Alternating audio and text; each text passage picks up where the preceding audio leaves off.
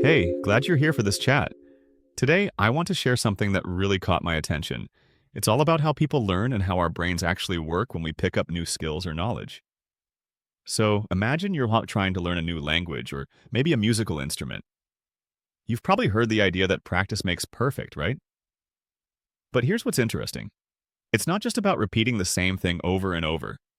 The way our brain rewires itself, what neuroscientists call neuroplasticity, actually depends a lot on how we practice.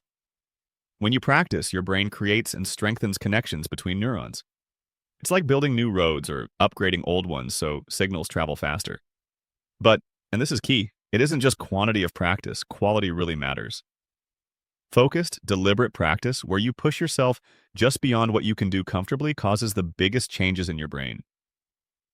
I found it fascinating that when you introduce variety or challenge in your practice, like switching up what you're doing a bit, your brain stays more engaged.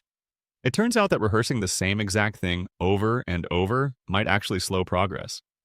This explains why mixing up practice sessions or adding new twists helps you get better faster. Another bit that stands out is how rest and sleep aren't just breaks. They're active parts of learning.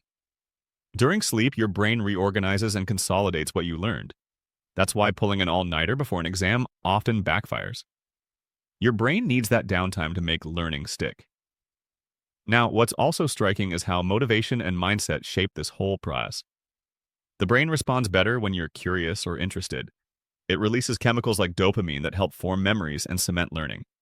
So if you're dragging yourself through practice without much interest, your brain isn't firing on all cylinders. And here's an idea to chew on. Failure isn't just okay, it's critical. Making mistakes triggers your brain to notice what went wrong and adapt. It's like course correcting your mental map so next time you're closer to the goal. What really got me thinking is how this ties into teaching or coaching. Instead of just telling someone what to do, the most effective ways show learners how to explore, make mistakes, and discover solutions. This active engagement rewires the brain more deeply than passive listening or memorizing. This whole learning journey is dynamic, a back and forth between trying, slipping up, adapting, and sometimes taking a step back to rest. It's not a straight line, and understanding this makes me rethink how I approach new stuff myself.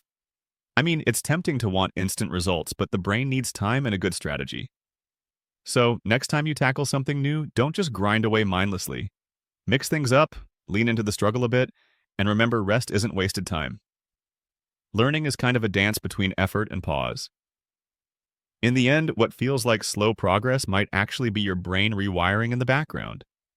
So be patient with yourself. Your brain is smarter than you might realize, constantly changing, and ready to make those new connections if you play your cards right. That's the scoop.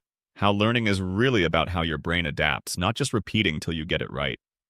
I hope this perspective makes your next learning adventure a little more exciting and manageable. Thanks for hanging out and diving into this with me. Catch you next time.